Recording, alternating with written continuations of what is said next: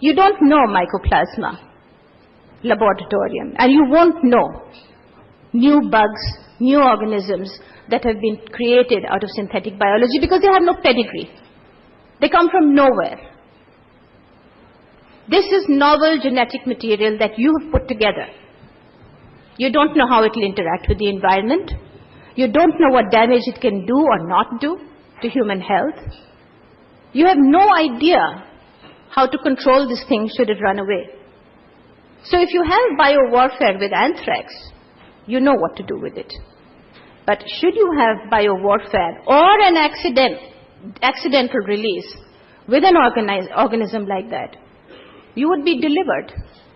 You're completely at sea as to how to control this organism. And as against physics and chemistry, the brave new world of biology replicates. Bugs have babies, humans have babies, genes have babies.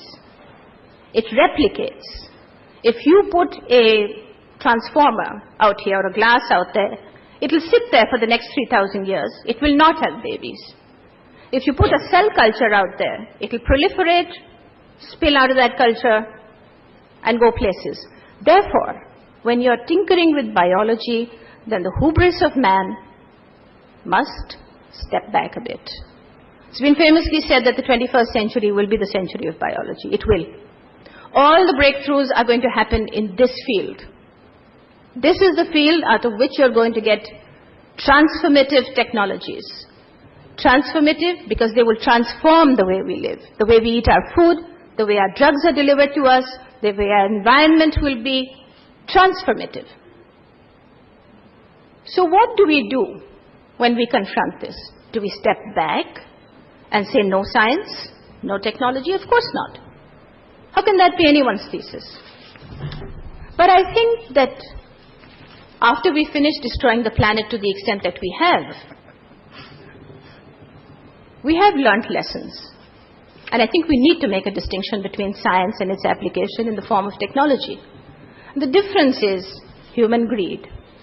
So today as we look and see the potential of science and what it has on offer, let us step back with a little modesty.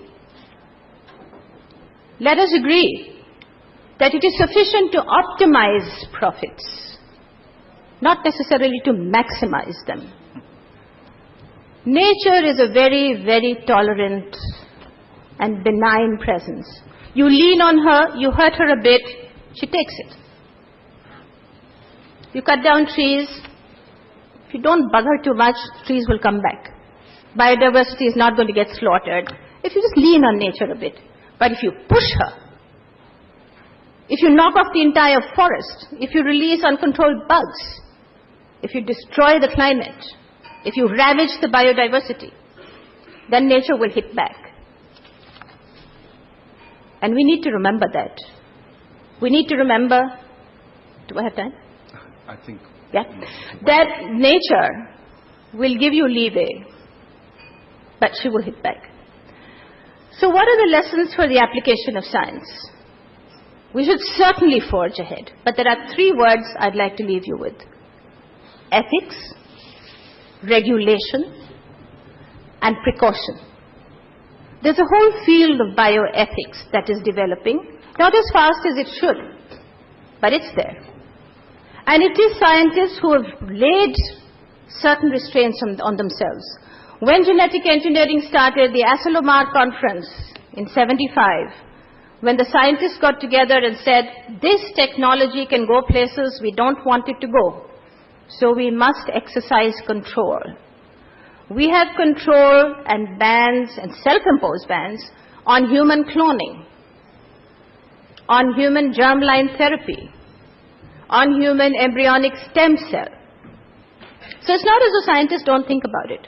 But when science leaves the laboratory from the pursuit of truth and purity and goes into the field of technology and application, other factors come into play. You've already heard of maverick scientists trying to clone the human embryo and then even implant it. You've heard of people trying to fool around with germline therapy in human beings, which is extremely dangerous. You don't know what the outcome is going to be. So as we confront the brave new world of science, ladies and gentlemen, my thesis is we look at ethics, we look at regulation, and we look at the precautionary principle. The precautionary principle is now becoming a very important cornerstone of all negotiations and transactions in the world of science. If you are not sufficiently informed, if you are uncertain, step back and be cautious. And don't rush in where fools fear to tread. So I think the way ahead is progress, but with intelligence, with maturity, and with responsibility. Working with the approach that we hold this earth only in custody for our children. In legal terms, this has been defined in many countries as intergenerational equity. But holding the earth to pass it on to our children in a reasonably intact form is the thesis that I submit should guide the pursuit of science and technology.